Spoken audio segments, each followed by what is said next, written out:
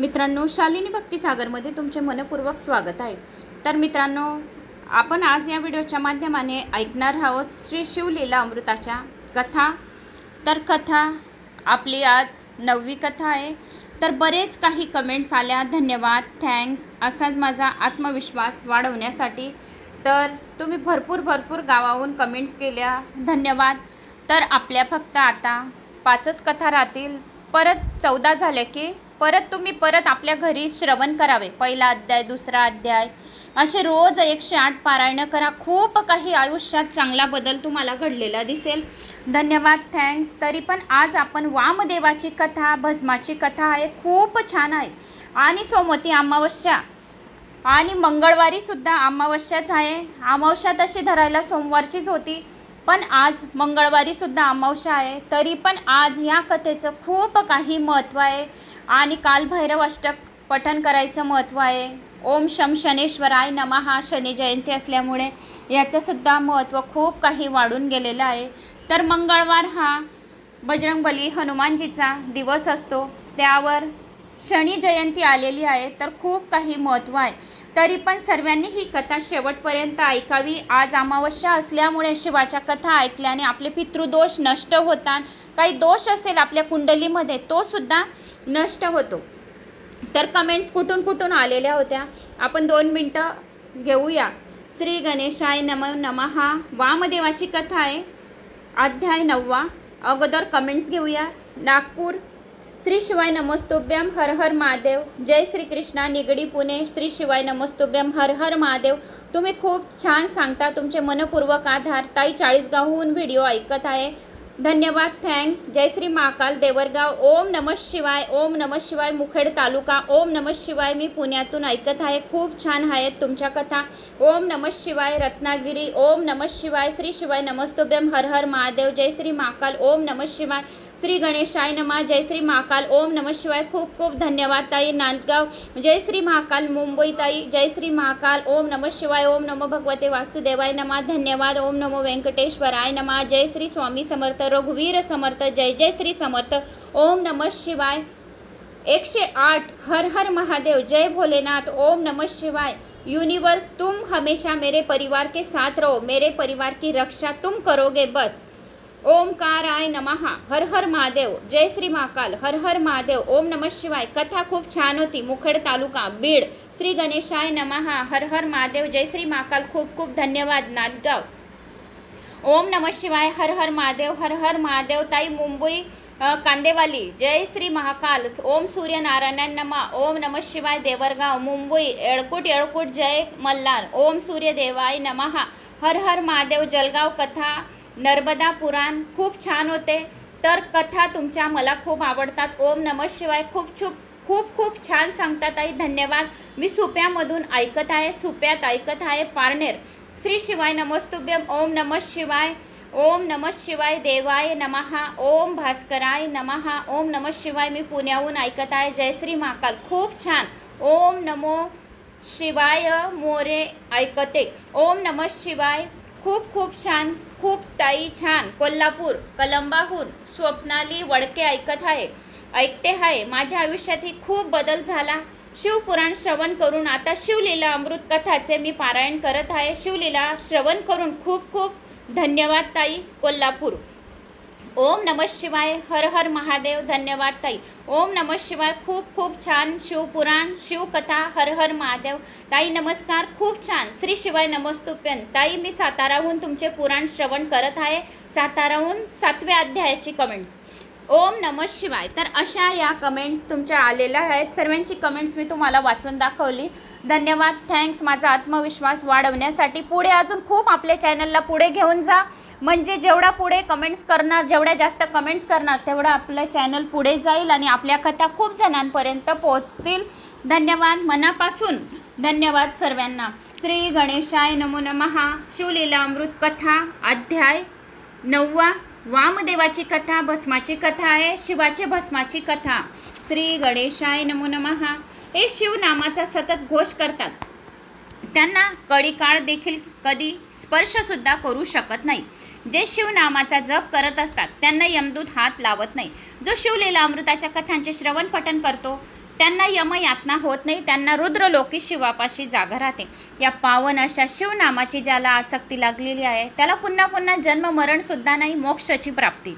विषय सुखात ज्याप्रमाणे माणूस रममाण होतो त्याप्रमाणे जर तो मनापासून शिवनामस्मरण करण्यात दंग झाला तर त्याचा जन्म मरण्याचा फेरा कायमचा सुटतो. आयुष्यात सतत नुसते धन आणि पैसा मिळवण्याऐवजी शिवचरणाचे सुद्धा ध्यान केले पाहिजे, शिवाचे नामस्मरण केले पाहिजे, शिव शिव या नावाचं गुणगान केलं पाहिजे, शिवाच्या कथा ऐकल्या पाहिजे, तर त्याच्यावर संकटे कधीच येणार नाही. जे शिवाच्या कथा ऐकतो त्याच्यावर कळी काल देखील संकटे येत नाही. शिवाचे ध्यान करणारे पुरुष खरोखर धन्य आहे. त्यासंबंधी आता व्यासमुनी एक कथा सांगत आहेत, ती लक्षपूर्वक ऐकावी. फार फार वर्षापूर्वी एका वनात वामदेव नावाचा महाज्ञानी पुरुष राहत होता. दिशा म्हणजे त्याचे वस्त्र होते. आपल्या सर्व अंगाला भस्मपासून नेहमी कडकडीत असा उपास करून दिगंबर अशा स्थितीत तो एकटाच इकडे तिकडे त्या रानात फिरत असे. हे सारे विश्व शिवमय आहे अशी त्यांच्या मनाची पक्की श्रद्धा होती. त्यामुळे त्याला कशाचा सुद्धा खेद नव्हता, कसली सुद्धा खंत नव्हती. हा वामदेव नेहमी मौन पाळत असे. त्याला कुठलाच विकार नव्हता, फक्त शंकराचे स्मरण आणि ज्ञानचर्चा याच्या व्यतिरिक्त तो नेहमीच अबोल राहत असे. सर्व लोकांवर उपकार करण्यासाठी प्रत्यक्ष शंकरांनी जणू ते रूप धारण केले आहे असे वाटत होते. तो नेहमी आत्मस्वरूपात दंग राहत असे, नेहमी समाधीमध्ये राहत असे. पाहणाऱ्यांपैकी कोणालाही असे वाटत होते आपल्याला आपल्या तपाने तेजाचा दाहकपणा पूर्णपणे जाळून टाकला होता. पृथ्वीचा कठीणपणा त्याने कमी केला होता. पाण्याचा ओलावा काढून घेऊन त्याने पाणी अगदी स्वच्छ केले होते. सर्व ब्रह्मांड जाळून त्याचे भस्म आपल्या सर्व अंगाला फासले होते. जगात त्याला सगळीकडे फक्त शंकराचेच रूप दिसत होते. एकदा काय झाले, त्या अरण्यात एक महाभयंकर ब्रह्म राक्षस आपली चांगली हातभर जीभ तोंडाबाहेर काढून लाल लाल डोळे इकडे तिकडे फिरवीत येणाऱ्या सर्व प्राण्यांना खाऊन टाकीत येत असताना रस्त्यात त्याला वामदेव दिसला. ब्रह्मराक्षस त्याच्या अंगावर एकदम धावून गेला. आपल्या दोन्ही हातांनी वामदेवाच्या गळ्याला त्याने घट्ट मिठी मारली. त्यावेळी वामदेवाच्या अंगाला लागलेले पवित्र भस्म थोडेसे त्या ब्रह्मराक्षसाच्या अंगाला लागले. त्याबरोबर परिसाच्या स्पर्शाने जसे लोखंडाचे सोने व्हावे तसे त्याचे पहिले भाव एकदम पालटले. त्याची दुष्टवृत्ती एकदम पारनाईशी झाली आणि तो वामदेवाच्या चरणावर पडला.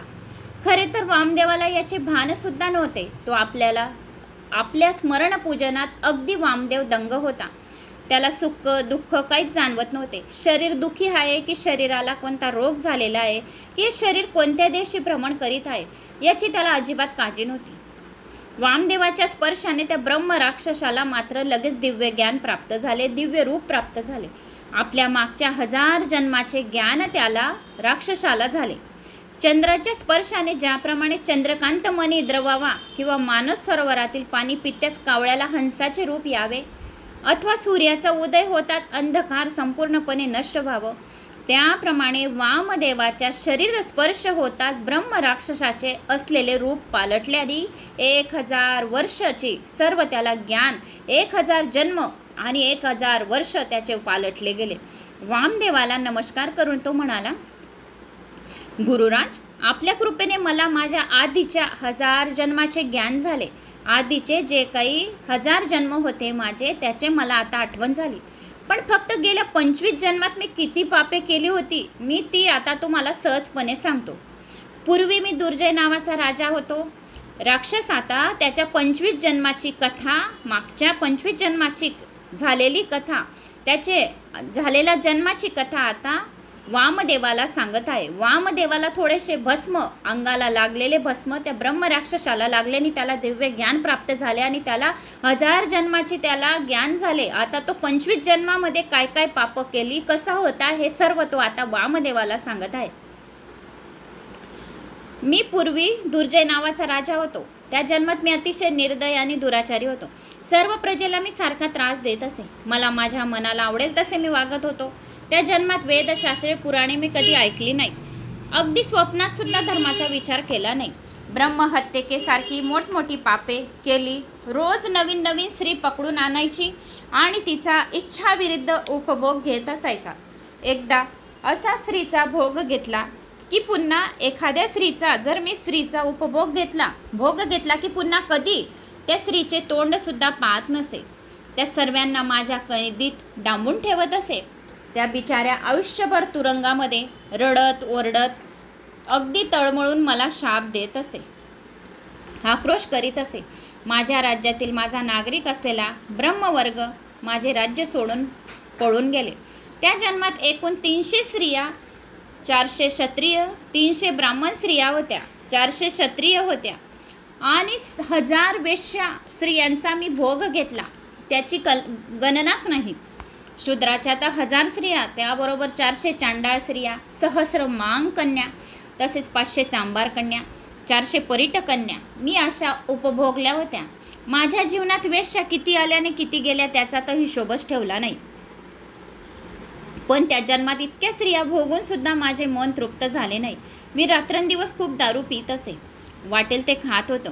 शेवटी मी आजारी पडलो. त्यावेळी मला क्षयरोग झाला आणि त्या रोगामध्ये मी मरण पावलो. त्यावेळी यमदूतांनी मला पकडून नरकामध्ये ढकलून दिले. यमपुरीचे दारुण्य दुःख कसे होते ते मी सोसले आहे. तेथे दया हा शब्द कोणाकडे नव्हता. यमपुरीमध्ये दया या नावाचा शब्द नाही आहे, कारण तेथे फक्त पापचरण केलेले लोक जातात. यम यातना ज्याला होतात तेथे पापचरण कर्मामुळे यमदूत त्यांना हात लावतात. जे शिवाच्या कथांचे गुणगान करतो, शिव नावाचे स्मरण करतो, शिव नावाचे श्रवण पठन करतो, त्याला यमदूत हात लावत नाही, त्याला यमपुरीचे दर्शन होत नाही. तर अशा यमपुरीचे दारुण्य दुःख कसे असते ते मी खूप सोसले आहे. दया हा शब्द यमदूतांजवळ राहत नाही. तांब्याच्या तापलेल्या जमिनीवरून यमदूतांनी मला चालायला लावले. मला तेथून नेले. लोखंडाच्या खांबाला लाल होईपर्यंत तापून त्या खांबाला आलिंगन द्यायला लावले. तापलेल्या त्या उकळत्या असलेल्या तेलात मला टाकले. गटागटा रेटून टाकले. माझ्या तोंडामध्ये विष्ठा टाकली. मूत्र बळबळले, कोंबले, खारट कडू रस जबरदस्तीने प्यायला लावले. मला जमिनीवर पालथे पाडून तीक्ष्ण चोचींच्या पक्ष्यांकडून माझे शरीर फोडले. मला कुंभी पात्रात घालून रटारटा शिजवले. माझ्या दोन्ही कानात तापलेल्या सळ्या खुपसल्या. तेथील जाचाचे मी आणखी काय वर्णन करू. तेथे रक्तकुंड, रेतकुंडात मला कित्येक वर्ष, कित्येक दिवस बुडवून ठेवले. माझ्या अंगाचे मांस तोडले. माझ्या शरीरावर झालेल्या जखमांवर मिठाचे पाणी टाकले. माझ्या तोंडातली जीभ, नाक, कानसुद्धा कापून तीक्ष्ण शस्त्राने कापून फेकून दिले. माझे हातपाय तोडले, पोट चिरले. तसेच माझ्या माथ्यावर तापलेली शस्त्रे खेचली, शिश्न कापले. गुदव्या दारात तप्त असे रस ओतले. पाठीकडे वाकून माझ्या पायाला माझी मान बांधली. स्वर्गाला सुया टोचल्या, सर्व अंगाला सुया टोचल्या. दगडाने वृक्षणाचे पीठ केले. हात आणि पाय एकत्र करून बेड्या घातल्या, ज्याची कधी कुणाला पार लागणार नाही अशा महाभयंकर नरकात बुडवून टाकले. माझ्या तोंडातील दात पाडले, मानेला फास घातला. आपलीच विष्ठा आणि मूत्र मला खायला लावले. माझ्या सर्व अंगाचे तुकडे केले. कुत्र्यांकडून शरीर टराटरा फाडून लाल लाल तापलेल्या लोखंडाने मारले. उकळत्या तेलात घालून तापलेल्या मुसळांनी त्यांनी मला काढले. नाकावाटी जहर आत सापाचे सोडले. असंख्य जहरी विचवांनी भरलेला खोल विहिरीत फेकून दिले. भयंकर विषारी असलेले असंख्य नागांनी चावले. अग्नीने शरीर संपूर्ण भाजवले. पायात जडजड दगड बांधून डोंगरावरून खाली लोटून दिले. माझ्या पोटातली आतडी काढून मलाच खायला लावले. मग टांगून ठेवले. धुण्यासारखे धरून दगडावर आपटले. अनिकुची दार आणि खिळ्यांवर उभे राहून कित्येक वर्ष उभे केले. इंगळ्यांची आथरण करून मला ते त्यावर झोपायला लावले. दगडाने माझे डोके फोडले. लोखंडाचे चणे गरम करून मला खायला दिले. पोट फाडून टाकले. मोठमोठ्या सळ्या नाकात कोंबल्या. मानेला मोठे मोठे दगड बांधून उरफटे टांगले आणि वाघ सिंहांकडून शरीराचे तुकडे करून घेतले. हत्तीच्या पावलाखाली टाकून त्याच्या करून चिरडले. तापलेले कडत कडत पाणी मला प्यायला लावले. माझे अष्टांग कापून वेगवेगळी केली. अवतीभोवती भयानक भूते लिंगे कापून खा खा म्हणत असे. माझे सगळे सांधे खटाखटा मोडून टाकले. भूमीमध्ये शरीर पुरून त्याच्यावर बाणाचा वर्षाव केला. टोकदार सुळदार पालथे ठेवून वरून मुसळांनी कुटले. मग पुन्हा पायाला दगड बांधून नरकात फेकून दिले. काचा शिशे यांचा अत्यंत तप्त रस करून प्यायला लावला. अशा अत्यंत भयानक अशा नरक यातना मी 3000 वर्षपर्यंत भोगल्या. या यातना भोगताना दरवेळेस शरीर नष्ट होत होते, पण प्राण तर जात नाही. फक्त शरीर नष्ट होत होते, प्राण तोच होता. म्हणून आपला प्राण, आपला आत्मा भगवंतामध्ये लीन पाहिजे. जर आपण काही कथा श्रवण पठन केल्या या काही चांगले कर्म केले तर आपला आत्मा निष्पाप होतो, आपला आत्मा एकदम परमात्मा राहतो. ज्या आत्म्यामध्ये परमात्म्याचा वास राहतो त्याला नरक यातना कधीच होत नाही, त्याला अशा या यातना सहन कराव्या लागत नाही. त्याला शिवलोकाची, रुद्रलोकाची, कैलासाला एक फेरी मारल्याची आपल्याला पुण्यफळाची प्राप्ती होते. शिव त्याच्या चरणाजवळ जागा देतो. मग शिवनामाचे गुणगान करायला हवे. एवढ्या यातना मी सहन केल्या. शरीर नष्ट होत होते पण प्राण शरीरातून जात नव्हते, त्यामुळे सर्व यातना सोसाव्या लागल्या. त्या समजतात. पण यमदूतांनी मला व्याघ्र जन्मात ढकलून दिले. त्यानंतर त्या जन्मामध्ये मी अजगर झालो. त्यानंतर पुढच्या वेळी मी लांडगा झालो. चौथ्या डुकराचा जन्म मिळाला. नंतर सरपटणाऱ्या वर्गातील सरडा बनलो. 6व्या जन्मात कुत्रा, 7व्या जन्मात कोल्हा झालो. दुसऱ्या प्राण्यांच्या उष्ट्या शिकारी जगलो. पुढच्या 8वा गेंडाचा जन्म झाला. 9वा जन्मातील मधील झाडावरची माकडाचा घेतला. 9वा जन्म माकडाचा झाला. 10वा जन्म कष्ट करणाऱ्या गाढवाचा झाला. मग मुंगूस झालो. 12वा जन्म मुंगूस झालो. 13व्या जन्मामध्ये पक्षी कुळातील बगळा बनलो.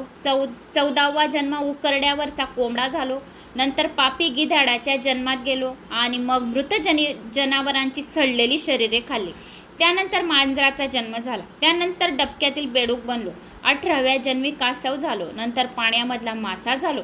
माशानंतर मला उंदराचा जन्म झाला. नंतर मी निशाचर अशा घोबडाचा जन्म घेतला. 22वा वनदी राजाचा जन्म घेतला. नंतर उष्ट जन्म घेतला. नंतर पापी निषादाचा जन्म घेतला आणि जन्मात सुद्धा मी खूप प्राणहत्या केली. त्यानंतर मला हा भयंकर राक्षसाचा जन्म प्राप्त झाला आहे. स्वामी महाराज, केवळ आपल्या कृपेने मला चांगले ज्ञान प्राप्त झाले. मी आता पावन झालो आहे. गंगेच्या पवित्र जलाचे जसे स्नानाने मनुष्य पाप नाहीसे होते, गंगाचे पवित्र जल अंगावर पडले जसे पाप नाहीसे होते, तसे माझे सर्व पाप आता नाहीसे झालो आहे. दत्ताच्या दर्शनाने सारा भवताप नाहीसा होतो, तसा कल्पवृक्षाच्या केवळ दर्शनाने जन्म मरण्याच्या जन्मभराच्या दैन्य नाहीसे होते, तसे तुमच्या दर्शनाने माझे मागचे सर्व पाप नष्ट झालेली आहेत. राक्षसाचे भाषण ऐकून वामदेव म्हणाला, फार पूर्वी एक ब्राह्मण होता. राक्षसाचे भाषण ऐकून मग वामदेव म्हणतो, फार पूर्वी एक ब्राह्मण होता. एका शूद्र स्त्रीवर त्याचे अतिशय प्रेम होते. त्या ब्राह्मणाचे एका शूद्र स्त्रीवर अतिशय प्रेम होते.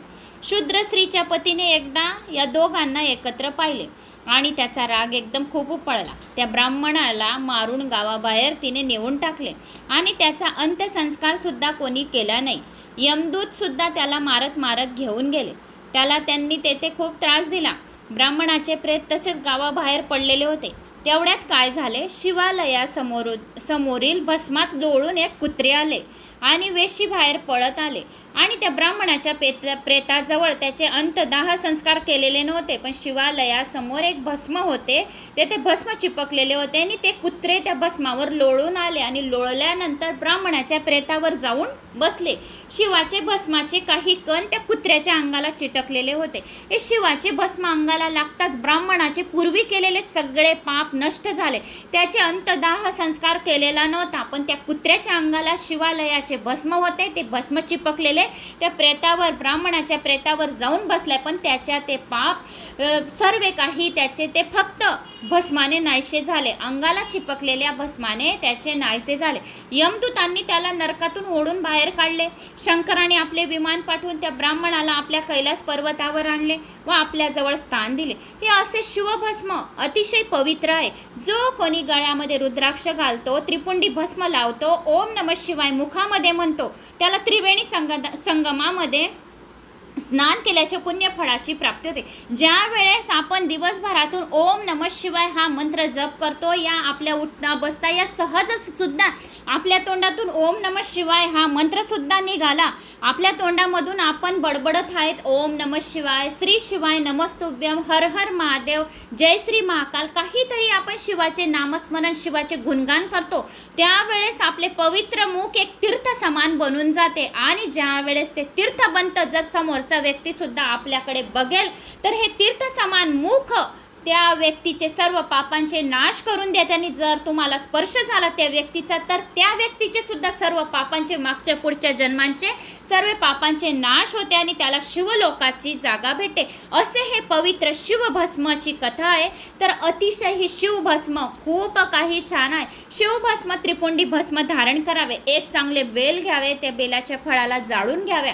कापूर लोंग टाकून त्या बेलाच्या फळाला जाळून चांगल्या चाळणीने बारीक भस्म करावे आणि ते भस्म शिववर अर्पण करावे. आपल्या कपाळी ज्या वेळेस आपण शिवाचा अभिषेक करत आहे, शिवाचे गुणगान करत आहे, शिवलिंगाला अभिषेक करत आहे घरामध्ये, तर 3 बोटांनी भस्म आपल्या कपाळी लावावे, नाभीवर लावावे आणि आपल्या कंठावर लावावे.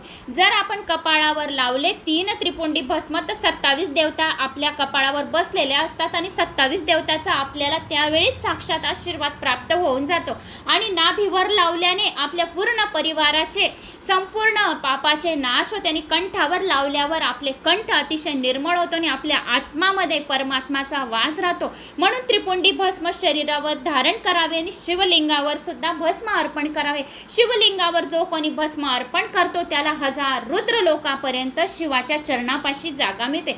जो कोणी गळ्यामध्ये रुद्राक्ष धारण करतो त्याला कित्येक वर्षापर्यंत शिवाच्या चरणापाशी जागा मिळते. त्याला यमदूत हात लावत नाही.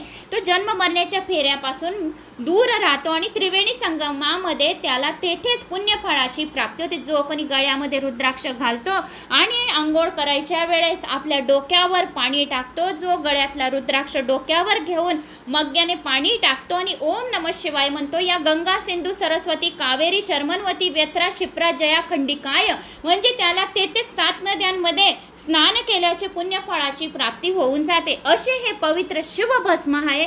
तर हे वामदेवाने सांगितले की एका ब्राह्मणाच्या प्रेतावर ते कुत्रे जाऊन बसले तर त्या कुत्र्याच्या अंगाला जे चिटकलेले भस्म होते त्याच्यामुळे ब्राह्मणाचा आत्मा जो आहे त्याला मोक्ष मिळाला आणि त्याला शिवचरणापाशी जागा मिळाली.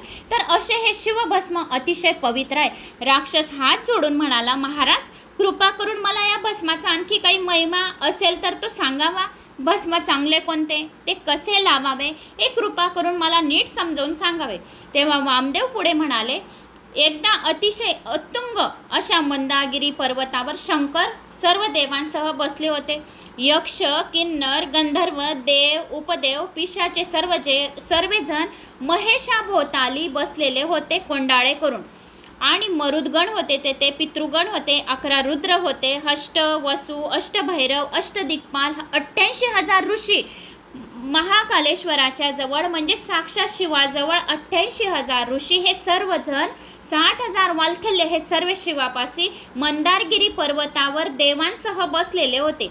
अष्टवसु, अष्टभैरव, अष्टदिक्पाल, 88,000 ऋषी, 60,000 वालखिल्य, ब्रह्मपुत्र, पाताळ, नाग, पृथ्वीवरचे महान पावन राजे सर्वजण शंकराला वेढा करून सभोवताली बसले होते. नंदिकेश्वर सर्वात पुढे बसलेले होते. तेवढ्यात त्या ठिकाणी सनतकुमार आले आणि शंकराला नम्रपणे नमस्कार करून त्यांनी आपणास भस्म धारण करण्याचा विधी सांगावा अशी विनंती केली. की भस्म कोणता चांगला आहे. तर भस्माचा महिमा भगवान शंकराला सर्वांनी नमस्कार केला. सर्व 33 कोटी देवी देवता, 88,000 ऋषी, 60,000 वालखिल्य एवढे सर्वजण शंकराजवळ गोळा म्हणजे वेटोळे करून सर्वजण बसलेले होते. वेडून शंकराला वेडून म्हणजे आजूबाजूने सर्वजण बसलेले होते आणि सर्वांनी शंकराला नमस्कार केला आणि सांगितले की भगवान शंकरा, आपण आम्हाला भस्म धारण करण्याचा विधी सांगावा. तेव्हा भगवान शंकर म्हणाले, गाईच्या शेणा, गाईची जी गौरी असते, कंडे असतात, तर गाईच्या शेणा चांगल्या जाळून त्यांची राख करावी.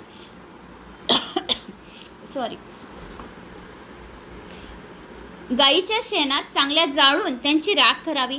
त्या राखेत माती मात्र अजिबातच येऊ देऊ नये. नंतर ती विभूती शिवगायत्री मंत्राने मंत्रावी 1108 वेळा. अशी शिवगायत्री मंत्राने ती विभूती मंत्र करावी, सिद्ध करावी. आधी अंगठ्याने वर लावावी, मग मस्तकाभोवती लावावी. विभूती लावताना तर्जनीचे बोट लावू नये. करंगळीही त्यापासून वेगळी ठेवावी. कपाळावर 2 बोटांनी विभूती लावावी. अंगठ्याने मध्यरेषा काढावी. असे 3 बोटांनी तर्जनीने न लावता 3 बोटांनी आपल्या सर्व अंगाला विभूती लावावी. कंठाला 3 बोटांनी लावावी, कपाळावर 3 बोटांनी लावावी, नाभीला 3 बोटांनी लावावी, आपल्या आजूबाजू हाताच्या दंडांना 3-3 बोटांनी लावावी. या भूषणामुळे आपण केलेली मोठमोठी सर्व पापे 1000 वर्षाची जळून पार भस्म होतात. 1000 जन्मामध्ये आपण जेवढे पातके केले असतील तर तेवढे 1000 जन्माची पातके नष्ट होऊन जातात. अशा तऱ्हेने दारू पिणे, ब्रह्महत्या करणे, भक्षण करणे अशी पापे सुद्धा त्रिपुंडी भस्म धारण केल्याने सर्व पापे नष्ट होतात. शंकराचे पवित्र असे शास्त्रशुद्ध भस्म लावले म्हणजे सर्व पापांचा नाश होतो आणि त्याला शिवचरणापाशी जागा मिळते. शंकरांनी सनत कुमारास सांगितलेला हा भस्माचा महिमा वामदेवाने ब्रह्मराक्षसाला सांगितला. त्यामुळे तो ब्रह्मराक्षस तर दिव्य स्वरूप होऊन शंकराच्या रूपामध्ये मिसळून गेला आणि त्याला आता शंकराचा गोडी लागली, सत्संगीची गोडी लागली. सत्संगीचा महिमा असा फार मोठा आहे. मंत्र, तीर्थ, देवगुरु, यज्ञ, ज्योतिष्य, औषधी यावर प्रथम आपला विश्वास पाहिजे. जसा ज्याचा भाव असेल तसा त्याला त्या गोष्टीचा गुण येत असतो. जशी श्रद्धा आणि विश्वास राहिले तसा भोळा साम सदाशिव आपल्यावर प्रसन्न होतो. जेवढी तुम्ही शिवाला भोळी भक्ती करणार तेवढा भोळा साम सदाशिव आपल्यावर प्रसन्न करतात. आधी तुम्ही बेल वाहताय, तांदूळ ठेवताय, पाणी टाकत आहे की त्रिपुंडी भस्म लावत आहे की चंदन लावत आहे, लाल चंदन लावलं, पिवळं चंदन लावलं, काय लावत आहे, गुलाल अर्पण करत आहे, लोंग अर्पण करत आहे, गहू अर्पण करत आहे, काळी तीळ अर्पण करत आहे, पाण्याचा विडा अर्पण करत आहे, धूप लावत आहे की दिवानंतर सर्वात शेवट लावत आहे, याला काही महत्त्व नाही. फक्त तुमची श्रद्धा आणि विश्वास खरं महत्त्व आहे. तुम्ही उलटी पूजा करा, सुलटी पूजा करा, कशी पण करा, पण भोळा साम सदाशिव, भोळा महादेव हा फक्त केवळ भक्तीचा भुकेला आहे. म्हणून भोळ्या साम सदाशिवाला भोळी भक्ती करावी. भोळी भक्तीने भोळा साम सदाशिव अतिशय प्रसन्न होतो. खूप जण काही सांगतात, नाही पहिले चंदन लावू नका, सफेद चंदन शिवाला चालत नाही, मग बेलपान का ठेवलं, बेलपान सिद्ध ठेवा. जो जशी पूजा करत आहे त्याला तशी पूजा करू द्यायची, कारण त्याच्याजवळ काय आहे, शिवाची भक्ती, शिवाची श्रद्धा, शिवाचा विश्वास आहे. मध्ये म्हणून पूजा करणाऱ्याला कधीच मध्ये टोकू नये. त्याचा जो आत्म्यामध्ये देव बसलेला आहे तर तो त्याचा डगमगून जातो. म्हणून त्याच्याजवळ त्याची श्रद्धा आणि विश्वास राहते. जो ज्या देवाला भजत आहे, कोण त्या देवाची पूजा करत आहे त्याला त्या देवतेला भजू द्यावे. प्रत्येक कणकणमध्ये, प्रत्येक भगवानांमध्ये भगवान शिवचे वास्तव्य आहे. श्रीकृष्ण भगवान, महादेव, स्वामी समर्थ, जे भक्त आहेत आपले, जेवढे 33 कोटी देवी देवता आहेत त्याच्यामध्ये भगवान शिवाचे वास्तव्य आहे. म्हणून जो जशी पूजा करतो त्याला तशी पूजा करू द्यावी. फक्त भोळ्या साम सदाशिवाला भोळी भक्ती अर्पण करावी. भोळा साम सदाशिव भोळ्या भक्तीचा भुकेला आहे. म्हणून भोळ्या साम सदाशिवाला जशी तुम्ही पूजा करणार तसा भोळा साम सदाशिव आपल्यावर प्रसन्न होतो. फक्त दिखावा, कपट, चपट हे भोळा साम सदाशिवाला चालत नाही. अशा या फार वर्षापूर्वी पांचाळ देशामध्ये सिंहकेत नावाचा एक पराक्रमी राजा होता. सर्व हे वामदेवाने ब्रह्मराक्षसाला सांगितलं. ब्रह्मराक्षसाला आता सत्संगीची गोडी लागली. मग तो म्हणतो की मग तीर्थ, देव, गुरु, ज्योतिष्य, औषधी यावर प्रथम आपला विश्वास पाहिजे. तुम्ही जी पूजा करत आहे त्याच्यावर प्रथम विश्वास पाहिजे. बाजूची व्यक्ती पूजा करत आहे म्हणून आपण बी जल टाकून द्या, त्याला अर्थ नाही. तुमचा विश्वास असेल तरच एक लोटा जल घ्या, एक तांब्या जल घ्या, शिवाला अर्पण करा. विश्वास नाही तर काही करायची जरूरत नाही. दिखावा, कपट, चपटाने तुम्ही पूजा केलेली काही कामाची नाही, सर्व व्यर्थ, फुकट. म्हणून जसा भाव असेल तशी त्याला त्या गोष्टीचा गुण येत असतो आणि भोळा साम सदाशिव त्याच्या इच्छा पूर्ण करू शकतो. भोळ्या साम सदाशिवाला गव्हाच्या पिठापासून बनवलेले पदार्थ खूप आवडतात. म्हणून भोळ्या साम सदाशिवाला जर इच्छा राहिली काहीतरी नैवेद्य अर्पण करायचे तर गव्हाच्या ज्या वस्तू असतील, गव्हाच्या वस्तूने जेवढे नैवेद्य तुम्हाला बनवता येतील अलग अलग प्रकाराने तुम्ही तसे प्रकाराने करू शकता. फार वर्षापूर्वी पांचाळ देशात सिंहकेत नावाचा एक पराक्रमी राजा राज्य करीत होता. एकदा फार मोठे सैन्य घेऊन तो शिकारीला गेला होता. तो रानावनात शिकारीसाठी हिंडत होता. त्याच्याबरोबर अनेक भील सुद्धा होते. अशा तऱ्हेने हिंडत असताना वाटेत एक पडके शिव मंदिर लागले. एक भील त्या मंदिरात शिरला. वाटेमध्ये त्याला एक राजा होता पांचाळ देशाचा. त्या पांचाळ देशाच्या राजाबरोबर एक सैन्य घेऊन तो शिकारीला गेला. शिकारीसाठी हिंडत असताना त्याला रस्त्यामध्ये एक शिव मंदिर दिसले आणि राजाबरोबर एक भील सुद्धा होता. त्या पडक्या शिव मंदिरामध्ये ते गेले. एक भील त्या मंदिरामध्ये शिरला. मंदिरात फार पतझड झाली होती. सिंहकेत राजाला ते शिवलिंग दाखवले. राजा म्हणाला, लिंग तर खूप चांगली आहे, पण डामडोल करून त्याची पूजा करण्यापेक्षा अतिशय मनोभावाने भक्तीने त्याची पूजा करायला हवी. लोकांमध्ये आपणास भाव खाता येईल याहून देवाच्या प्रतिमा जागोजाग मांडून ठेवायचा काही अर्थ नाहीये. त्याची पूजा श्रद्धेने दररोज केली पाहिजे. भक्तीचा शुद्ध धंदा आहे.